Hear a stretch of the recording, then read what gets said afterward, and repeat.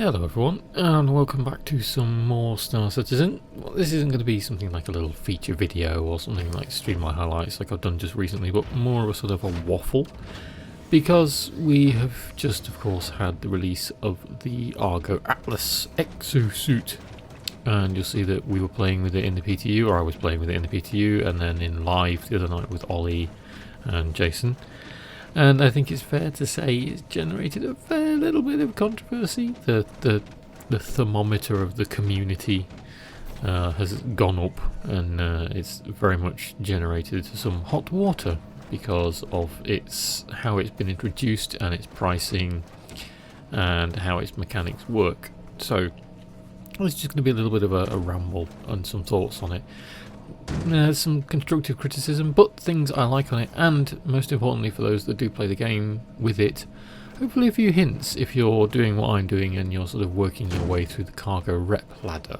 So I'll start with those. I'll start with the positives and I'll start with the cargo rep ladder thing. So if you're like me, and if you're watching this and you can see in the background here that I'm doing the hauling missions in the M2, then you want to make sure that you are doing the interstellar ones. Yes, the interstellar ones. So you'll fall into the trap that I did, and I think that Ollie and me and Jason have fallen into when we've been doing them on stream. You'll try and pick up the direct planetary ones, and these are the ones that make you go from, say, New Babbage, so the spaceport at New Babbage, to Port Tresla. So you just go from the spaceport to the station in orbit, and you think, great, quick, fast, easy mission, nice bit of fast rep.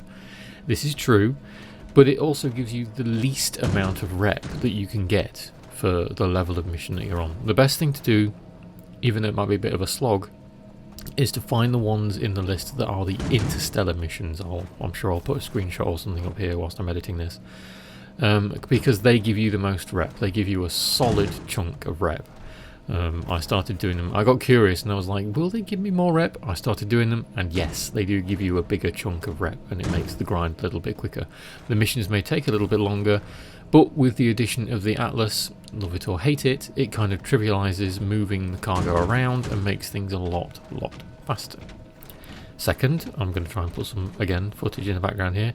If you're doing it in an M2, as I'm doing, I would recommend that you reverse into each hangar that you're going into. So obviously if you're in the spaceport where you've got an extra large hangar, that's not a problem. Anything under that, if you've got a large, then you can't spin the ship around because the hangar isn't physically big enough. So I'd recommend reversing into the hangars, because it's easier to load and unload the cargo using the Atlas from the rear ramp rather than having the cargo boxes crash and bump into the neck, I should say, of the Hercules that you're using. This could also apply to other ships. I haven't really done all the cargo in other ships because I've been doing it in the M2 because it's ease of use, especially with the mech. So yeah, definitely reverse and load it in that way. The next tip is to sort of, it speeds things up. You'll get into the swing of it when you're doing it, where you can click to pick up the box and then quickly spin round and use the little green grid thing to highlight the place to where you want to put the box. And you'll get into the rhythm where you pick the box up, you spin around quickly, select where you want it to land, so that when the box appears at your side, because the tractor beam has drawn it to you, you can then just quickly click and put it down again, and it speeds things up again. You'll get into a rhythm. It takes a bit of practice, but I would just suggest getting into that little rhythm of it, and that pattern of spinning as the box is coming to you or away from you. You can be ready to click on your next box, and it makes things a little bit quicker. So those are just some quick hints. That was like 4 or 5 minutes, wasn't it? The Atlas then. It's not gone well. It's probably the best way I could put this. So it's gone well for the marketing department, and yet it hasn't. So marketing wise, I think it's gone spectacularly well monetary wise, because I think CIG's made the better part of $1 million from these things already.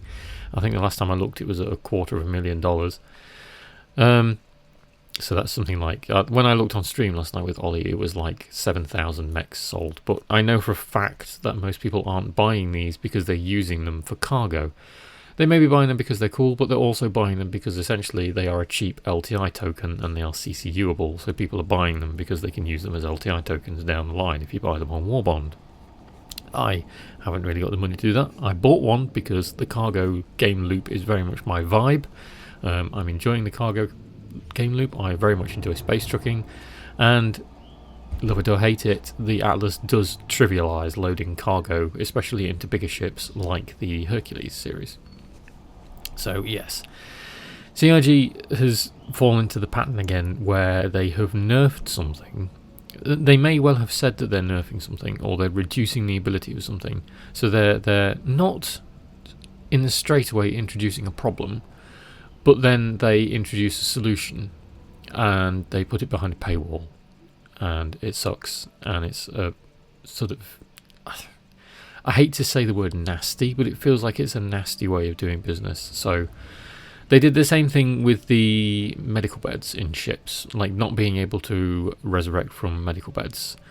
They stopped that so that you could only res, if you died, you would only be able to resurrect yourself. You'd only be able to come back to life if you owned a Carrack or an 890 jump. So you owned the tier 2 med beds, is that right? So the ones that can heal tier 2 injuries. Then they introduced the medical Ursa and said that that could do the same, and it could res you. So it was like introducing that behind a little bit of a paywall again. Now they have nerfed the tractor beams, which was very, very annoying, but they did say it was coming. So they nerfed the multi-tool tractor beam, so they could only lift 8 SCU. They nerfed the rifle held, so the two-hand tractor beam, so that it could only hold 16 SCU.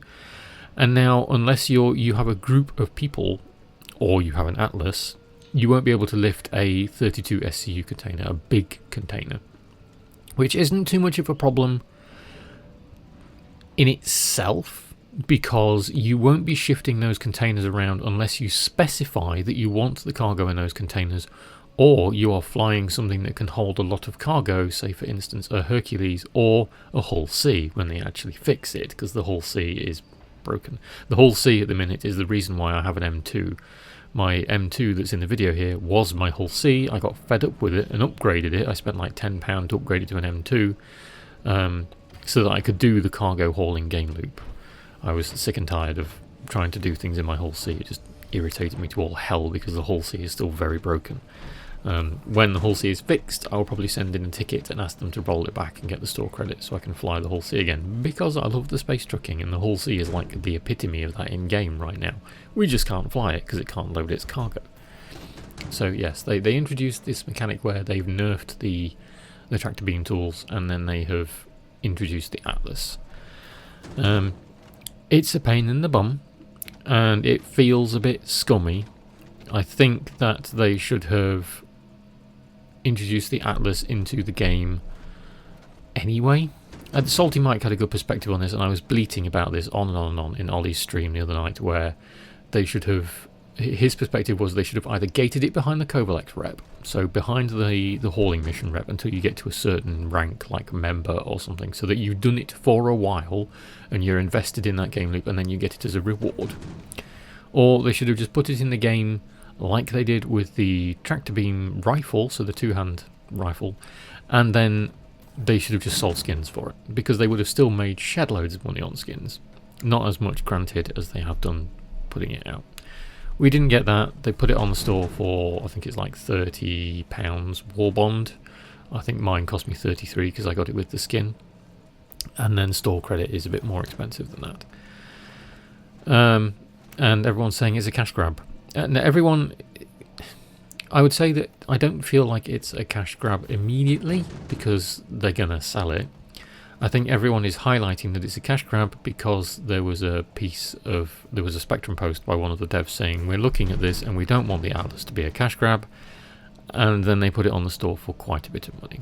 I think they would have gotten away with it if they'd done the rep thing, or just putting it in the game and sold skins, or they had sold it at a reduced price, like £15. £15 would have been fantastic. You know, they still make a lot of money from it because lots of people still buy them. Cheapest LTI token in the game, off they go. The sales would have skyrocketed, I think, even more than they have done now. But yeah, they didn't. And people are saying it's a cash grab. Yeah, not good. It's not a good look for CIG, and it's not good optics considering the pattern that they've got into of nerfing things like this. People will say that it might be a bit unfair because, you know, we sort of knew this was coming, but it's compounding a lot of problems and a pattern of what CIG's been doing lately. The biggest example I can think to do with this, and how it differs from the pattern that's been going on, is with the Pulse. So the Pulse was and is a fantastic little hover bike. It performs really well, even though the hover bikes are still a bit and you know they crash in and explode when you hit the smallest rock. But it's the utility of it, because it can fit in everything. You can put a Pulse inside an Aurora if you work hard enough. The Pulse will fit anywhere, and then you've got a hover bike if you want to move around on the ground a little bit easier. So if you're doing missions inside the new work centres, I can't remember what they're called. The new landing stations where you do all the Covlex hauling missions. I've had a brain fart. However, that makes things quicker, but it doesn't dictate the state of the gameplay, whereas with the Atlas it does. So you can still use the tractor beams to move your cargo around. I have done, because I was grinding through the junior rank in the cargo missions currently, and it was taking me 20-25 minutes to half an hour to load the M2 with the rifle tractor beam. The Max Lift, that's the name, I remember the name now, the Max Lift. And yeah, so about 25 to 30 minutes each mission, and each way, to load and unload the cargo. Using the Atlas, as you can see in the video here, hopefully it's played, I know I recorded a couple of missions when I was doing the hauling, it trivialises it, and it takes like 5 to 10 minutes, if that, and then you're on your way again, and you can just grind and smash through the rep like nobody's business. And you can either slog, and also, I should add, burn out the mouse wheel in your mouse, because you have to constantly spin the mouse wheel to drag the ruddy cargo over to yourself. Or you can spend £30 and you can get an Atlas and trivialise it. It's gated behind a paywall, whereas the Pulse thing doesn't. So that's why that's a bit of a salty taste. So yeah, it's not a good look on CIG's part at the minute. What do I think they could do? I think they could add it into the game. I think people who have already paid for it won't mind the fact that they've paid for it, because they've already paid for it. They'll be supporting the game. I'm still supporting the game, that's why I paid for it. And again, like I said, it's the cargo loops are my vibe in game. But if they add it into the game, even if they gate it behind a rep, I think it will sort of soften that blow a bit. Or they could reduce the price and maybe give some store credit to people, because there has been a hell of a lot of community backlash. If you look on the subreddit or you go on Spectrum, it's just a cesspit right now, and it's not a nice look for CIG. And I think there's going to be a little bit of soul searching come Monday when everybody goes back to work, and they may well end up at least releasing some kind of statement or something, or I hope they implement some kind of change to either sort of, I don't want to say apologise for this, but sort of make things a little bit better, to say, you know, we realise we might have bitten off more than we can chew here, and we're going to do this to address it, or in the very least learn not to do this again, because it's like another pattern of behaviour, like I said, where they're doing the same thing again, and it makes the community lose faith.